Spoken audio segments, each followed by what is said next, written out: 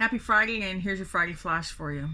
I am willing to admit and own that I'm a lot more sensitive now to wording and negativity than I ever used to be. That being said, I want to give a couple of examples. In the detainment center, a pro bono firm would come in and meet with girls every once in a while to try and help them with their cases. And more times than not, some of the girls would come back to the living area feeling very defeated.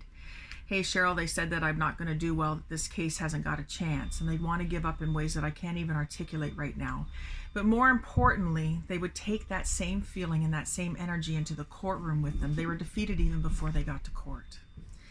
And I don't discredit that organization because they knew what they were talking about, but I think the phrasing could have been a little bit better, as in historically, we haven't seen favorable response with this case, but we're going to give it a shot for you and give them just that glimmer of hope so that they carry a positive energy with them when they were going up in front of the court system. Our voicemails, think about that for a second. How are you leading off on that? I'm sorry, I can't, negative, negative. Rather than saying, great that you called, thanks so much for your call, leave your name and number and I'm going to get back to you just as soon as I can. All positives flowing. I remember once I went to a restaurant in Phoenix for a networking event that I was hosting. And as soon as I walked in, the lady said to me, hey, Cheryl, I can't turn the TVs off today because there's a football game. And I can't give you the same amount of tables we always give you because we need some tables over in this area. And by the way, when your people are looking at the menu, this is no longer available because we ran out.